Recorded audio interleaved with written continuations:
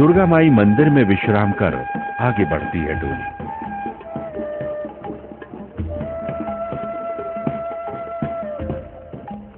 डोली अब ऊखीमठ के सबसे सुदूर क्षेत्र गोनार गांव का क्षेत्र है, यहां पर पहुंचती है। गोनार निवासी मद महेश्वर के मंदिर के कार्यभार भी संभालते हैं।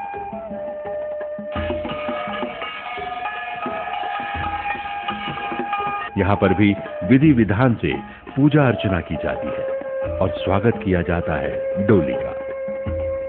प्रातः सुबह 6 बजे फिर गांव के निवासी देते हैं डोली को विदाई। कुछ दूरी तय करने के पश्चात वाद्य यंत्रों का बजना निषेध कर दिया जाता है। ऐसी मान्यता है कि अगर वाद्य यंत्र बजेंगे तो वन देवियां यात्रा बाधित कर सकती हैं। अब डोली पहुंच रही है बनतोली। इस स्थान पर मद महेश्वर गंगा और मार्कंडेय का संगम होता है। प्रकृति अपने पूरे श्रृंगार से विद्यमान है यहाँ। ये स्थान स्वर्ग सा सुंदर दिखता है। बनतोली से मद महेश्वर तक का 10 किलोमीटर का रास्ता पूरी चढ़ाई वाला है। कष्टों की परवाह नहीं करते भक्तगण। कैसा भी रास्ता हो, आस्था के आगे, भक्ति के आगे सभी नतमस्तक हो जाते हैं। जिनका अंतस ईश्वर के विश्वास से परिपूर्ण हो, उनके आगे दुरूह मार्ग और कठिनाइयां कुछ भी नहीं लगती। सुरम्य प्रकृति के बीच से जाने वाला ये रास्ता भक्तगणों द्वारा नंगे पैर ही तय किया जाता है। बनतोली से खडारा 2 किलोमीटर और नानू 2 किलोमीटर।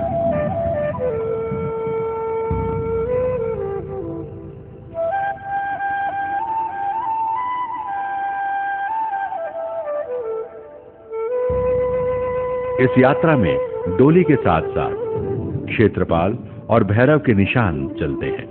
ये सुंदर दृश्य देखकर सहज ही विश्वास हो जाता है कि सुंदर प्रकृति में ही देवताओं का वास होता है। नानू, मैखुमा जैसे छोटे छोटे पड़ाव आते हैं इस यात्रा में। अर्घ्य चढ़ाया जाता है यहाँ पर और फिर दुर्रू रास्ते से, घुमावदार रास्ते से होते हुए मैखुमा चट्टी और कून चट्टी। कून चट्टी से मद महेश्वर तक लगभग 3 किलोमीटर का रास्ता बचता है। कुछ दूरी के पश्चात घने जंगलों से होकर रास्ता समतल हो जाता है। मद महेश्वर से कुछ दूरी पर डोली पहुंच चुकी है देवदर्शनी। यहां कुछ देर विश्राम करती है डोली।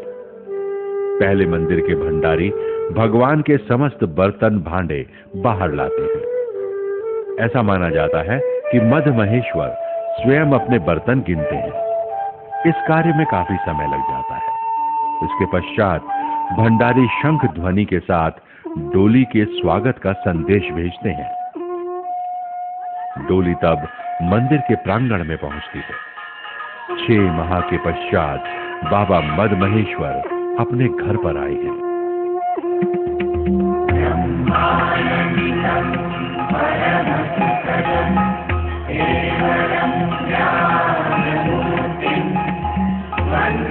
पूरा वातावरण हर्षोल्लास से परिपूर्ण है। जय जयकार से गूंज उठे हैं पर्वत और घाटियां।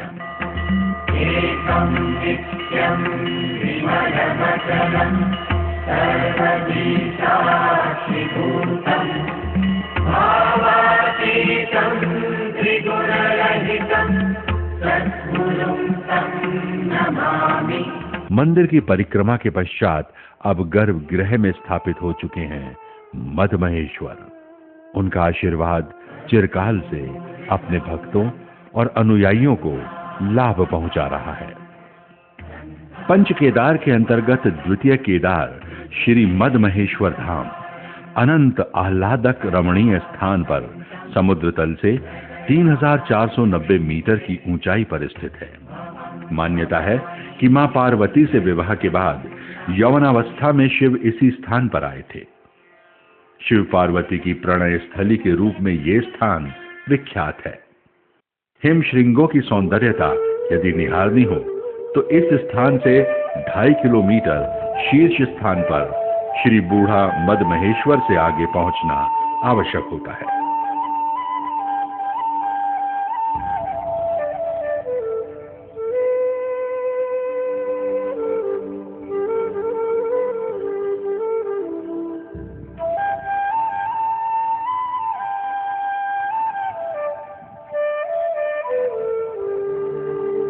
निर्जन स्थान पर भव्यता लिए श्री मद महेश्वर तराशे गए पाषाणों से निर्मित काष्ठ छत्र युक्त देवालय है। इस मंदिर का निर्माण 14वीं शती के मध्य माना गया है। मंदिर गर्भगृह में नाभिनुमा शिवलिंग प्रतिष्ठित है। गर्भगृह में ही भगवान शिव की अष्टधातु निर्मित प्राचीन श्रृंगार मूर्ति भी है। आचार्य बताते हैं कि ये प्रतिमा अपना रंग बदलती है। जुलाई से सितंबर तक भगवान शिव का ब्रह्म कमलों से श्रृंगार होता है।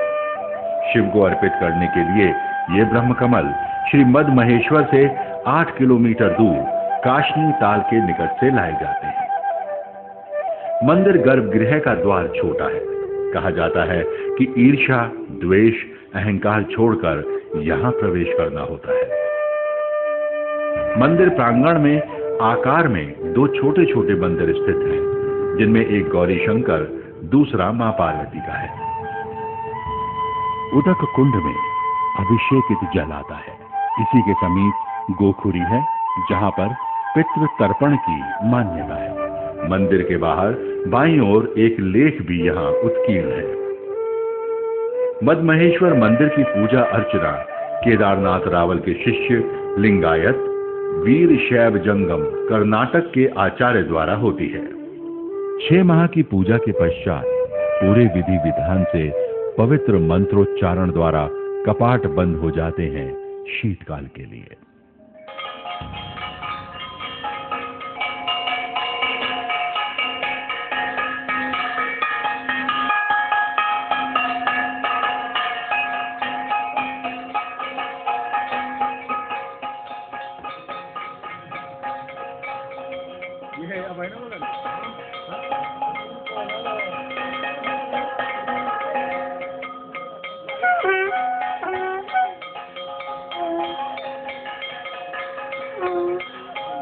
डोली उसी उत्साह और परंपरा से वापस आती है ऊखीमठ। इसी प्रकार रमणीक स्थानों से गुजरकर जा रही है पवित्र डोली। ऋतु बदल चुकी है। वो मई था, ये नवंबर का कपकपाता महीना है।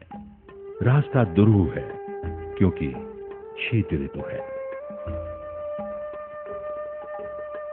दुरूह रास्ते पर चल रही है डोली।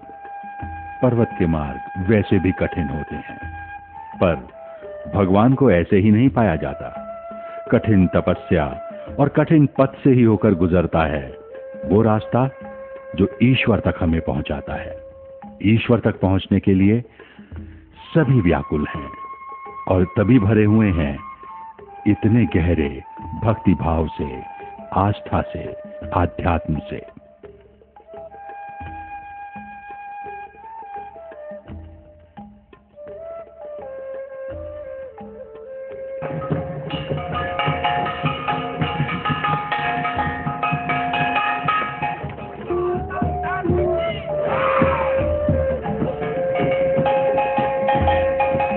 इस गांव के प्रसिद्ध मंदिर हैं भैरवनाथ और क्षेत्रपाल का मंदिर। पूजा अर्चना के लिए, ध्यान लगाने के लिए बहुत ही रमणीक स्थान है ये। फिर गांव के निवासी देते हैं डोली को विदाई। इस डोली से जुड़ी हुई हैं हमारी परंपराएं, इस डोली से जुड़ी हुई है हमारी संस्कृति, इस डोली से जुड़ी हुई है हमारी पुरानी मान्यताएं। दूसरा राशि और तीसरा गडगू। भगवान प्रसन्न है गडगू वासियों पर, क्योंकि संपूर्ण गांव वासियों ने मद महेश्वर यात्रा संपन्न की है। कहते हैं कि ये लोग भगवान के मोहर हुआ करते थे। 12 वर्ष पश्चात आया है ये ऐतिहासिक क्षण, जब भगवान इनसे प्रसन्न हो इनका आतिथ्य स्वीकार कर रहे हैं। अब मद महेश्वर की डोली पहुंच रही है गडगू ग्राम में। पारंपरिक स्वागत की तैयारियां हो रही हैं, और हो भी क्यों ना, इस डोली से जुड़ी हुई हैं हमारी परंपराएं।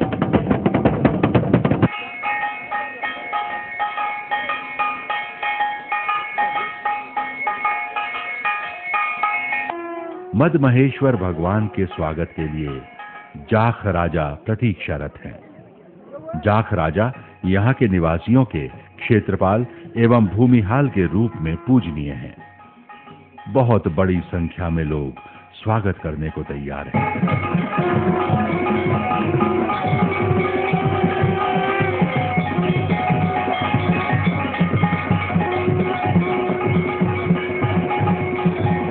पूजा अर्चना और अर्घ्य लगाकर अगले दिन भगवान को नम आंखों से विदा किया जाता है। महिलाओं द्वारा तैयारी गाई जाती है।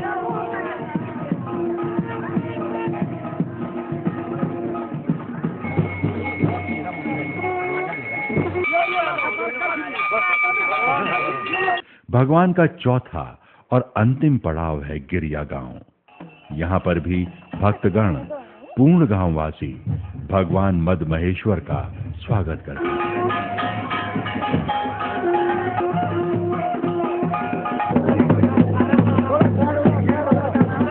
पूजा अर्चना के पश्चात डोली अगले दिन अपने शीतकाल आवास की ओर बढ़ जाती है।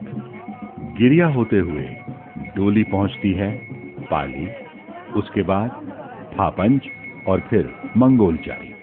मंगोलचारी में अपार भक्त सैलाब उमड़ पड़ता है स्वागत के लिए। यहाँ पर सोने का छत्र चढ़ाया जाता है और फिर ढोल दमाऊं, रणसिंगे जैसे पारंपरिक वाद्य यंत्रों की मधुर धुनों के साथ डोली चल पड़ती है ब्राह्मण खोली होकर कस्तूरा। कस्तूरा मद महेश्वर की साली के रूप में विख्यात है। यहाँ पर भी वही भक्ति का वातावरण है, वही आस्था चरम पर है। पुष्प वर्षा से स्वागत किया जाता है डोली। कस्तूरा के बाद भक्त सैलाब के साथ ऊखीमठ ग्राम महिलाओं द्वारा 2 स्थानों पर अर्घ्य दिया जाता है।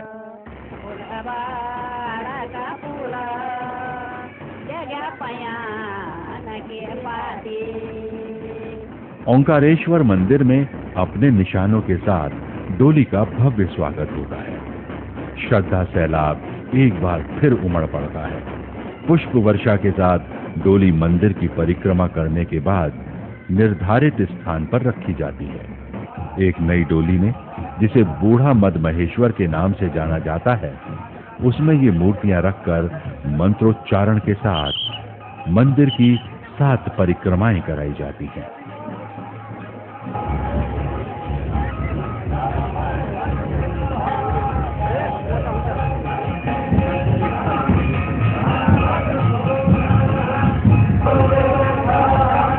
डोली के साथ गणमान्य, ग्रामीण और भक्तजन सभी तरह के लोग रहते हैं। 7 फेरे समाप्त होने के पश्चात प्रसाद वितरण में छीना झपटी होती है और प्रसाद लेने के बाद भक्तगण घर चले जाते हैं शांति पूर्वक। मूर्तियों का शीतकालीन आवास यहीं पर है और यहीं पर है पंच केदार का गद्दी स्थल। इसी ऊखीमठ के समीप है पर्यटन की दृष्टि से प्राकृतिक सौंदर्य से भरपूर एक रमणीक स्थान देवरिया ताल। समुद्र तल से 3252 मीटर की ऊंचाई पर स्थित प्रकृति का अनुपम स्थान है देवरिया ताल। इसकी परिधि 774 मीटर है और बर्फ से ये लकदक रहता है फरवरी माह तक। इसके बाद इसका जल जीवनदायिनी के रूप में आसपास के गांवों के खेतों और निवासियों की प्यास बुझाता है। प्राकृतिक सौंदर्य से लबरेज ये स्थान तन और मन दोनों को शुद्ध करता है। ऐसा माना जाता है कि इस रमणीक स्थान में पौराणिक काल में उषा, जो बाणासुर राजा की पुत्री थी, और उनकी सहेली चित्रलेखा इसी सरोवर में स्नान करने आती थी और प्रकृति का आनंद लेती थी। ये स्थान पर्यटकों को अब भी खूब लुभाता है। ऊखीमठ से 13 किलोमीटर तक वाहन का रास्ता आपको पहुंचाता है सारी गांव। सारी गांव अपने आप में इतना सुंदर है कि सबका मन मोह लेता है। सारी गांव में कुछ देर ठहरकर 3 किलोमीटर की चढ़ाई और घुमावदार रास्ता ले जाता है देवरिया तक। यदि आप प्रकृति की गोद में विचरण करते हुए पैदल ही जाना चाहते हैं तो देवरिया ताल तक रास्ता 7 किलोमीटर का भी ऊखीमठ से जाता है और आप प्रकृति के सानिध्य में इसकी अनुपम छटा निहारते हुए पहुंच जाते हैं देवरिया ताल। देवरिया ताल व श्री तुंगनाथ चोपता के विहंगम दृश्यों में मोनाल, कस्तूरा मृग एवं अन्य वन्य जीव देखे जा सकते हैं। ऊखीमठ से 28 किलोमीटर की दूरी पर स्थित है श्री तुंगनाथ मंदिर। यहाँ पर आने वालों को भगवान शिव के साक्षात दर्शन होते हैं और उन्हें ऐसा लगता है जैसे कि वे भगवान शिव के घर कैलाश पर्वत पर हों।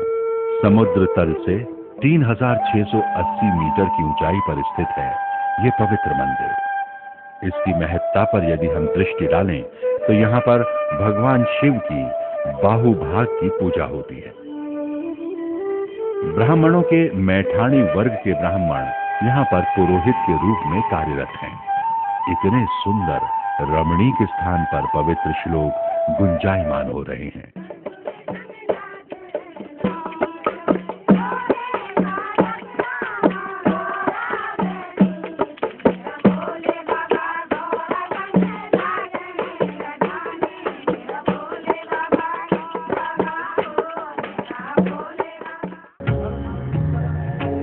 एक तरफ जहां भगवान शिव समाधिष्ठ हो रहे हैं, वहीं दूसरी ओर उनकी डोली को सजाया जा रहा है। पवित्र भभूति, तिल, जौ, अक्षत, चंदन व घी का लेप लगाकर भगवान को समाधि दी जा रही है। डोली जब तैयार हो जाती है तो उसकी शोभा यात्रा में भैरवनाथ, भूतनाथ साथ में चलते हैं गण के रूप में। भगवान पहले मंदिर की परिक्रमा करते हैं, उसके बाद उनकी डोली को पंचकेदार, भूतनाथ आदि मंदिरों में ले जाया जाता है।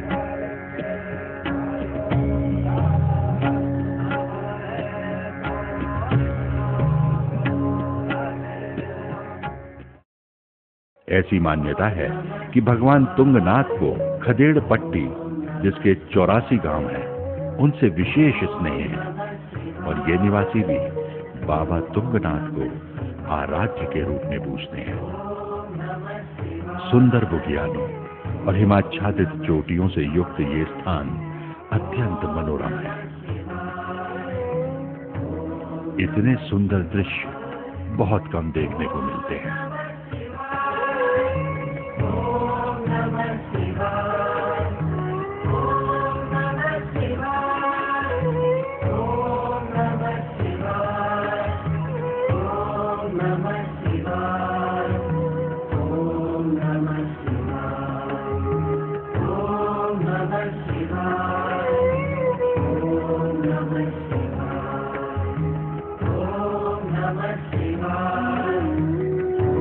अब डोली चल पड़ी है चोपता की तरफ। चोपता है प्रथम पड़ाव। यहाँ पर रात्रि विश्राम के बाद अगले दिन प्रातः डोली एक बार फिर चलने को उद्यत है। बनियाकुंड, दुग्गल बीटा, मुक्कू बैंड, हुडू, कांडा होकर भनकुंड पहुंचती है। यहाँ पर एक विशाल पवित्र गुफा मिलेगी आपको। भनकुंड से दूसरे दिन प्रस्थान कर ग्वार, डिलना होकर डोली मक्कू मठ, जो उनका शीतकाल आवास है, वहां पर पहुंचती है।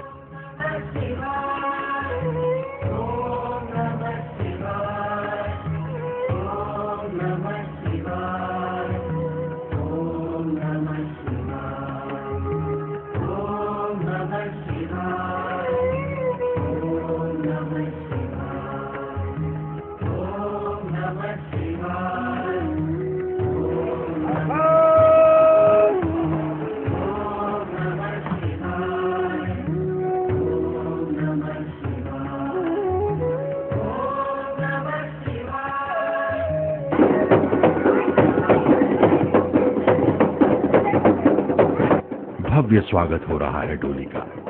शिव की जय घोष से पूरा वातावरण शिवमय हो गया है।